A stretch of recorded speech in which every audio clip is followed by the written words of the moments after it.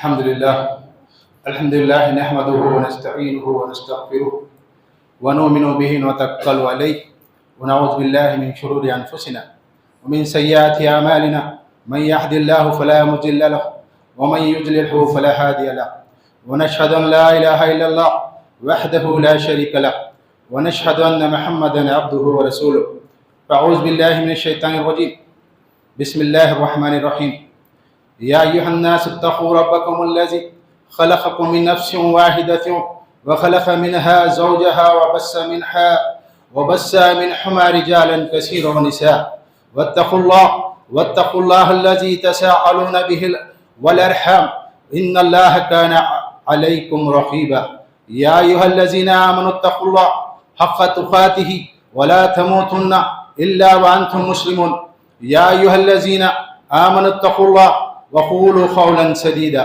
يصلح لكم أعمالكم ويغفر لكم ذنوبكم ومن يطع الله ورسوله فقد فاز فوزا عظيما وقال النبي صلى الله عليه وسلم النكاح من سنتي وقال عليه السلام أتزوج النساء فمن رغب عن سنتي فليس مني وقال عليه السلام تزوجوا الودود الولود فإني مكاثر بكم الأمم. سامع محترم، السلام علیکم ورحمۃ اللہ وبرکاتہ. اس موقع پر جو قرآن کی 3 آیتیں ہیں جو خطبے کے نکاح کے وقت میں پڑھی جاتی ہیں، اس کے پڑھنے کی تلقین نبی کریم صلی اللہ علیہ وسلم نے خود فرمائی ہے. یہاں پر غور کرنے کی بات یہ ہے کہ ان 3 آیتوں میں بھی نبی کریم صلی اللہ علیہ وسلم نے جن آیتوں کا انتخاب کیا ہے اس میں نکاح کے تعلق سے کوئی ذکر نہیں ہے. پھر کیا وجہ ہے کہ اللہ کے رسول صلی اللہ علیہ وسلم نے ان 3 آیتوں کا انتخاب فرمایا ہے نکاح کے موقع پر؟ دراصل ان 3 آیتوں میں ایک چیز مشترک ہے، وہ ہے تقوی. یعنی ان 3 آیتوں میں اللہ تعالیٰ نے یہ بات بتاتا ہے کہ خدا کے خوف اور تقوی کے ذریعے سے یاد دلاتا ہے کہ جو تم نئے زندگی کا بنیاد رکھنے جا رہے ہو، دراصل یہ تقوی کی بنیاد پر ہونا چاہیے.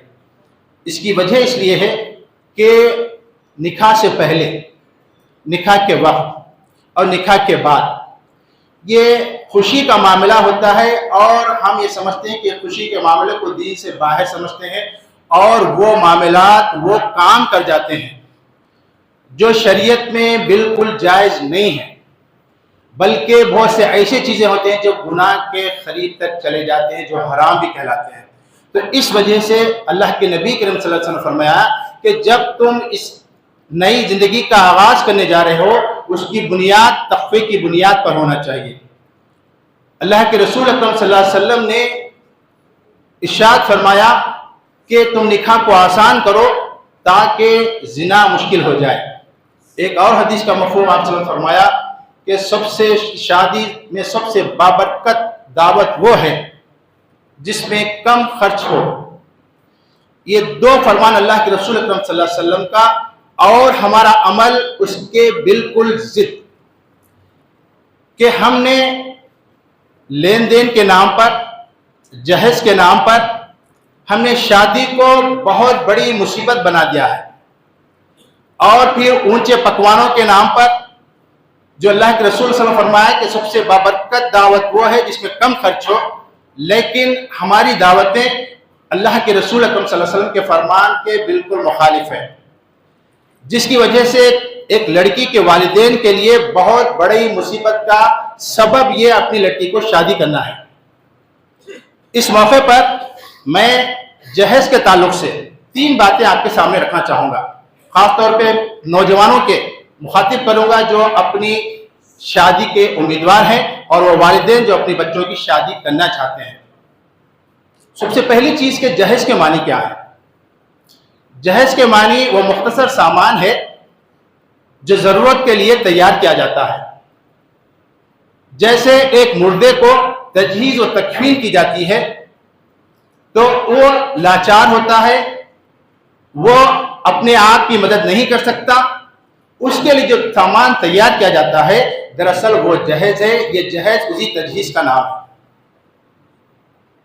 یہ جو جہیز ہے مردوں کے لیے ہے، زندوں کے لیے نہیں ہے.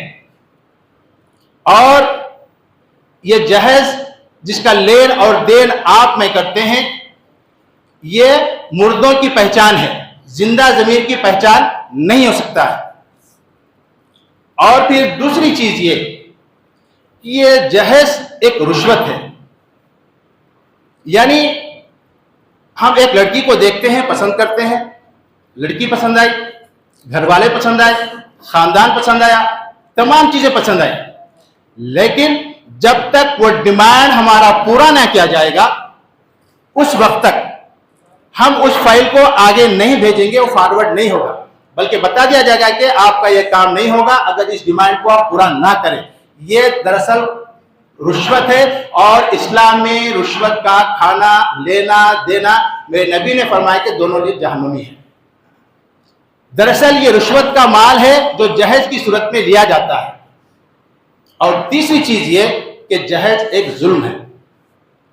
وہ ظلم اس صورت میں کہ کسی کو مجبور بنا کر جس مال کو حاصل کیا جاتا ہے، دراصل وہ ظلم ہے.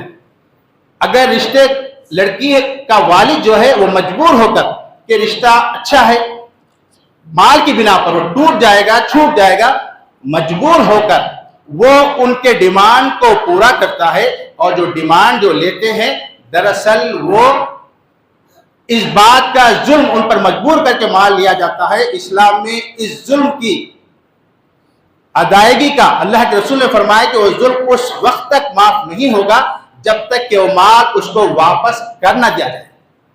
دراصل یہ ظلم ہے، رشوت ہے، ظلم ہے، اور یہ مال کا حاصل کرنا حرام بھی قرار دیا گیا ہے.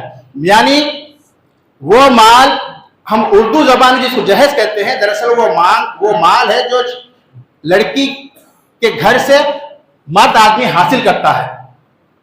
اور یہ جہیز کا جو مال حاصل کرتا ہے وہ مال دراصل شریعت میں ناجائز ہے.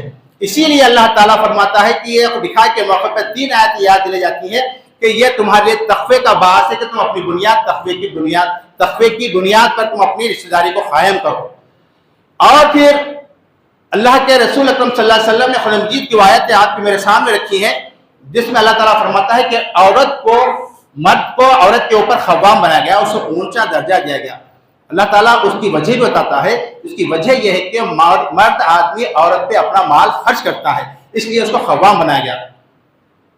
مالدار آدمی اپنی حیثیت کے حساب سے اور تنگ دست آدمی اپنی حیثیت سے عورت پہ خرچ کرے. لیکن آج ہم معاشرے میں دیکھتے ہیں کہ مرد آدمی عورت کے پاس سے جو مال لے کر اپنی مردانگی کو اپنی عورت کے پاس گروی رکھ رہا ہے، اور اپنی مردانگی کو وہ تمام چیزوں کو جو ایک مرد کو اللہ تعالیٰ نے دی ہے عورت کے پاس ذلیل و خوار ہو رہا ہے. اس کی وجہ یہی مال ہے کہ اللہ رسول فرمائے کہ تم دین کی بنیاد پر رشتوں کو قائم کرو، مال کی بنیاد پر رشتوں کو قائم نہ کرو. لیکن ہمارا جو معاشرہ آج نوجوانوں کا، اور اس میں سب سے بڑی افسوسناک بات یہ ہے، اس میں عام، خاص، عالم، جاہل، تنگ دست، مفلس اور ترقی یافتہ، گنوار، تقریباً تمام لوگ اس میں ملوث ہیں. کوئی اپنی خوشی کے لیے، کوئی والدین کی خوشی کے لیے، اور کوئی رشتہ داروں کی خوشی کے لیے وہ مال کو وہاں سے حاصل کرنا چاہتا ہے. دراصل یہ بھیک ہے جو لڑکی کے گھر سے مرد آدمی حاصل کرتا ہے. اور اسلام میں بھیک کو اللہ کے رسول صلی اللہ علیہ وسلم نے ناپسند فرمایا ہے کہ کسی سے بھیک مانگا جائے. تو میں نوجوانوں سے درخواست کرتا ہوں کہ دراصل یہ جہیز ظلم ہے. جہیز ایک مردوں کو دی جانے والی چیز ہے، اور جہیز ایک رشوت ہے.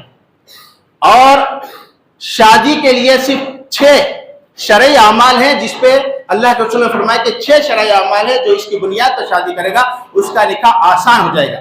اگر ہم 6 چیزوں سے ہٹ کر اور کوئی چیز ہم چاہتے ہیں تو یہ شریعت سے بالکل باہر ہوں گے اور ہم گناہ کا ارتکاب کرنے والے ہوں گے. نوجوانوں، وہ 6 چیزیں آپ کو مجھے یاد ہونی چاہیے شادی کرنے سے پہلے. وہ 6 چیزیں کیا ہیں؟ وہ 6 چیزیں ہیں جس میں سے 2 فرض ہیں، 1 واجب ہے اور 3 سنت ہیں. 2 فرض کیا ہیں نکاح کے موقع پر؟ 2 فرض یہ ہیں کہ ایجاب و قبول، کمٹمنٹ جو ابھی ہوا ہے. میں نے قبول کیا، ہاں میں نے قبول کیا، یہ جو کمٹمنٹ ہوتا ہے یہ فرض ہے. اور دوسرا ہے دو گواہ ہوتے ہیں، دو مرد کا گواہ ہونا، یہ دو چیزیں ہی فرض ہیں. اگر جو خطبہ نکاح جو ابھی آیتیں پڑھی گئی ہیں، جو قاضی صاحب خطبہ دیتے ہیں، اگر اس کو نہ دے تو نکاح پہ کوئی اثر نہیں پڑے گا، یہ ضروری نہیں ہے. صرف دو چیزیں فرض ہیں، اور ایک واجب ہے، وہ واجب ہے مہر ادا کرنا. مہر کا ادا کرنا واجب ہے. اور ہم دیکھتے ہیں کہ مہر میں اتنی خطرناک وعید آئی ہے کہ بتایا جاتا ہے کہ اگر کسی کوئی مہر ادا نہ کرنے کی نیت رکھے، اس کا نکاح ہوتے ہوئے بھی وہ زانی ہے. اتنی وعید ہے مہر کے تعلق سے. اور 3 سنتیں ہیں. وہ 3 سنتیں کیا ہیں؟ وہ 3 سنتوں میں ایک یہ ہے کہ آپ خطبہ نکاح، جو خطبہ نکاح دینا یہ سنت ہے پہلا. اور دوسرا ہے اس کے بعد میں کچھ مٹھائی تقسیم کر دینا، یہ دوسری سنت ہے. اور تیسری سنت ہے ولیمہ کرنا. یہ 6 چیزیں ہیں شرعی اعمال.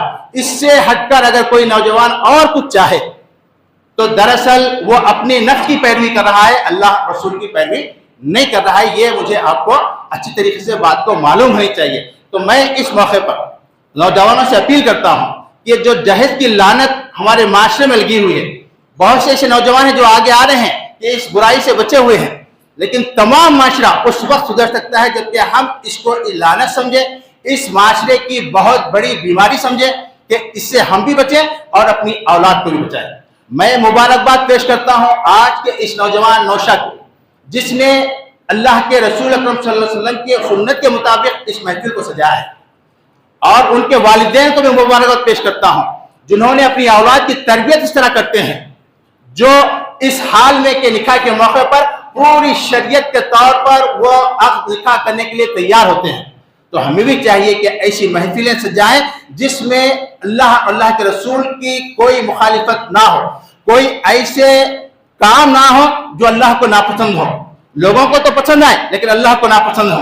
ایسے کام ہمارے پکوانوں میں ہوں، ہمارے رسم و رواج میں ہوں، جہیز میں ہوں، اور بہت سی ایسی چیزیں ہیں جو نئے نئے طریقے سے ہم نکال رہے ہیں. یہ تمام چیزوں سے بچنا آپ کے اور میرے لیے ضروری ہے. اس موقع پر میں دعا گو ہوں کہ اللہ تعالیٰ اس جوڑی میں اور ان کے خاندان میں محبت الفت عطا فرمائے، رحمتوں سے مالامال فرمائے، اور انہیں نیک اولاد سے نوازے جو شریعت کے مطابق اپنی زندگی کو گزارنے کی انہیں توفیق عطا فرمائے. آمین. اللہم صلی علی محمد و علی آل سیدنا محمد و بارک وسلم. السلام علیکم ورحمۃ اللہ وبرکاتہ.